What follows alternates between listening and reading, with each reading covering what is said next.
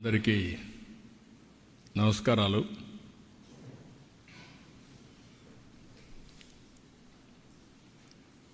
Davos పర్యటన తర్వాత జరిగిన విషయాలు ప్రజలకు చెప్పడం ఒక బాధ్యతగా నేను ఎప్పుడైనా తీసుకుంటున్నాను. ఈరోజు దావోస్ అనేది నాకు కొత్త కాదు. ఈ దేశంలో ఫస్ట్ టైం దావోస్కి వెళ్ళాలి అనేది నిర్ణయించింది నేనే. ఒక ట్రెండ్ సెట్ చేశాను. మొట్టమొదటిసారిగా 95లో ముఖ్యమంత్రి కావడం, 97 నుంచి దావోస్కి రెగ్యులర్గా వెళ్ళడం, ఆర్థిక సంస్కరణలు 91 వచ్చాయి, ఇంటర్నెట్ రెవల్యూషన్ ఎర్లీ 90స్లో అంటే 1995 మధ్యలో వచ్చాయి. అక్కడి నుంచి 97 నుంచి నేను 95 ముఖ్యమంత్రి అవుతానే దావోస్కి వెళ్ళడం మొదలుపెట్టాను. అయితే నేను దావోస్కి పోయినప్పుడు చాలా ఇబ్బందులు ఉండేవి మాకు. నేను హైదరాబాద్ అంటే ఏ హైదరాబాద్ అని అడిగేవాళ్ళు. పాకిస్తాన్లో ఉండే హైదరాబాదా, ఇది ఎక్కడ హైదరాబాద్ అని అడిగేవాళ్ళు. నన్ను గురించి నేను ఇంట్రడక్షన్ చెప్పుకునేవాడిని, లేదు నేను హైదరాబాద్ నుంచి వచ్చానని.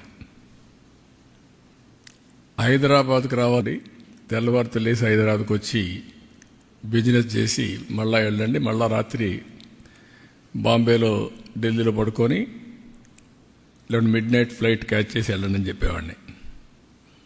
అయితే మేము అక్కడే ఇన్వెస్ట్మెంట్ పెట్టచ్చు కదా, మీ ప్లేస్కి ఎందుకు రావాలనేవాళ్ళు.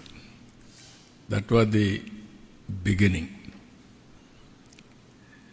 అదే మరిగా దావోస్కి రావడానికి ఇండియాలో పాలిటీషియన్స్ ఎవరు ఇష్టపడేవాళ్ళు కాదు. ఒక మిత్ ఉండేది, దావోస్ అంటే రిచ్ పీపుల్ ప్లేస్, డబ్బులుండే వాళ్ళంతా సమావేశం అవుతారు కాబట్టి మనం కూడా వెళితే ప్రో రిచ్ ఇమేజ్ వచ్చి ఓట్లు పడవనేది ఒక మిత్ అనమాట. దాంతో ఎవరు వచ్చేవాళ్ళు కాదు. నేను వెళ్ళిన తర్వాత స్లోగా ఎస్ఎం కృష్ణ వచ్చాడు. మొట్టమొదటిగా ఎస్ఎం కృష్ణ గారు నాకు పోటీ ఉండేది దావోస్లో. ఆయన బెంగళూరు గురించి గొప్పగా చెప్పేవాడు, నేను హైదరాబాద్ గురించి దానికంటే ఎక్కువ చెప్పేవాడిని. ఆయన దాని మీద హైదరాబాద్లో ఏముందనేవాడు. ఏముందో మీరే చూస్తారులే, it is a matter of time అనేవాడిని. ఒక 2-3 ఏళ్ళు అయిన తర్వాత ఎస్ఎం కృష్ణ గారు కాంప్రమైజ్ ఒక మీటింగ్లో చెప్పాడు,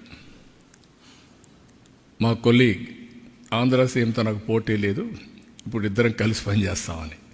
అంత మునుపు కాదని చెప్పిన వ్యక్తి, అంటే కన్సిస్టెంట్గా ఫైట్ చేస్తే ఏమవుతుందో దానికి proof of concept today Hyderabad.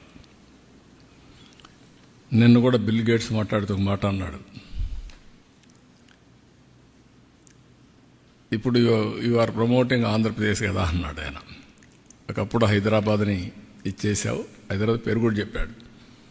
అంటే నేను అన్నాను, ఎస్ హైదరాబాద్ అనేది ఉంది, తెలుగు జాతి అక్కడ ఉంటారు, అక్కడ ఉండే వాళ్ళు ఎంజాయ్ చేస్తారు. I'm promoting Andhra Pradesh because people elected me అని చెప్పా. అంటే ఇవన్నీ ఎందుకు చెప్తున్నానంటే, ఇప్పుడు 4వసారి ముఖ్యమంత్రి అయిన తర్వాత మళ్ళీ నేను కొత్త బ్రాండ్ని ప్రమోట్ చేయాల్సి వస్తూ ఉంది.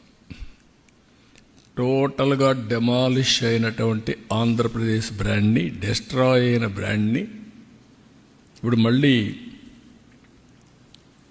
ఇండియాలోనే కాకుండా ప్రపంచం మొత్తం కాదు, మేము ఉన్నాం, మీరు రండి, మేము అన్ని విధాలా సహకరిస్తాం అని చెప్పే పరిస్థితికి వచ్చింది. దాన్ని ఎడ్యుకేట్ చేయడానికి ఎన్ని ఫోరమ్స్ ఉంటే అన్ని ఫోరమ్స్ ఉపయోగించుకుంటున్నాను. ఈరోజు మీరు చూసినప్పుడు, నేను అక్కడికి వెళ్ళినప్పుడు 27 మీటింగ్స్ అయినాయి నాకు. 1-to-1 meetings 27. ఇంకొక పక్కన 4 రౌండ్ టేబుల్ కాన్ఫరెన్స్ అయినాయి, 3 కాంగ్రెస్ సెషన్స్ అయినాయి, ఒక UN Habitat bilateral with United Nations under secretary ఒక మీటింగ్ అయింది. కాంగ్రెస్ సెషన్లో 3 subject which are all very relevant. Energy transition, where public policy meets private goals ఒక సబ్జెక్ట్. ఇప్పుడంతా కూడా ప్రపంచం మొత్తం మీరు చూస్తే ఏఐ, గ్రీన్ ఎనర్జీ ప్రపంచం అంతా కూడా మారుమోగే పరిస్థితి ఉంది. రెండోది country strategic dialogues. Chief ministers ముగ్గురం కలిసి ఇన్వెస్టర్స్కి ఎడ్యుకేట్ చేయడం కోసం మహారాష్ట్ర, తెలంగాణ, ఆంధ్ర ముగ్గురు చీఫ్ మినిస్టర్స్ అడ్రస్ చేశాం. Country strategic dialogues. 3 human mission collaboration, unlocking new opportunities in industry. ఒకప్పుడు ఐటీ గురించి మాట్లాడేవాళ్ళం, ఇప్పుడు ఆటోమేషన్, ఏఐ, డీప్ టెక్నాలజీ ఇవన్నీ మాట్లాడుతున్నాం. అందుకే human mission collaboration, unlocking new opportunities in industry ఆ సబ్జెక్ట్ని ఇది చేశాం. ఇంకొక పక్కన రౌండ్ టేబుల్ కాన్ఫరెన్సెస్లో మీరు చూస్తే pathway to India's green industrialisation, green energy to green hydrogen and green manufacturing. ఫ్యూచర్లో ఏది చూసినా కూడా మ్యానుఫ్యాక్చరింగ్ కూడా గ్రీన్ ఎనర్జీ వాడితే దానివల్ల అడ్వాంటేజెస్ ఉంటాయి. టోటల్గా గ్లోబల్ వార్మింగ్ తగ్గే పరిస్థితి వస్తుంది. Not only green hydrogen, it is leading to green manufacturing. AP రాజధాని అమరావతి అభివృద్ధి మళ్లీ మొదలైందని ముఖ్యమంత్రి చంద్రబాబు నాయుడు తెలిపారు. పోలవరం ప్రాజెక్టుకు కేంద్రం 12,148 కోట్లు ఇవ్వడంతో పనులు పునఃప్రారంభమయ్యాయని చెప్పారు. డయాఫ్రమ్ వాల్ పనులు మొదలుపెట్టినట్టు తెలిపారు. వైజాగ్ స్టీల్ ప్లాంటుకు కేంద్రం మళ్లీ రీవైవల్ ప్యాకేజ్ ఇచ్చిందని పేర్కొన్నారు. విశాఖ రైల్వే జోన్ పనులు త్వరలో ప్రారంభం కాబోతున్నాయని చంద్రబాబు తెలిపారు. దావోస్ పర్యటన అనంతరం సీఎం చంద్రబాబు మీడియాతో మాట్లాడారు.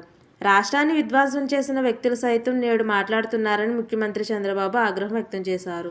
ఈ సందర్భంగా సీఎం చంద్రబాబు మాట్లాడుతూ, విమర్శలు చేసేవారు 5 ఏళ్ల పాలనలో ఒక్క పరిశ్రమ అయినా తీసుకొచ్చారా? మాతృభూమి మీద ప్రేమ వచ్చిన అమర్ రాజును వేధించారు. కానీ ఎన్డీఏ ప్రభుత్వంలో అటువంటి వేధింపులు ఉండవు. 95,000 కోట్లతో బీపీసీఎల్ రిఫైనరీ ఏపీలో స్టార్ట్ కాబోతుంది. 6 నెలల్లో డీపీఆర్ రెడీ అవుతుంది. అతిపెద్ద రిఫైనరీ రామాయణపట్నం 96,000 కోట్లతో వస్తుంది. మెటల్ ప్లాంట్ అనకాపల్లికి వస్తుంది. 1.35 లక్షల కోట్లతో పనులు మొదలుపెడుతున్నారు. మరో సంవత్సరంలో కాకినాడకు గ్రీన్ ఎనర్జీ ప్లాంట్ రాబోతుంది.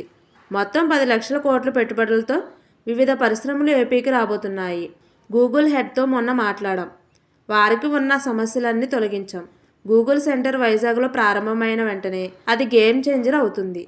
టీసీఎస్ కూడా వైజాగ్ సెంటర్లో ఏర్పాటు చేయబోతుంది. వైజాగ్ త్వరలో ఐటీ హబ్ కాబోతుంది.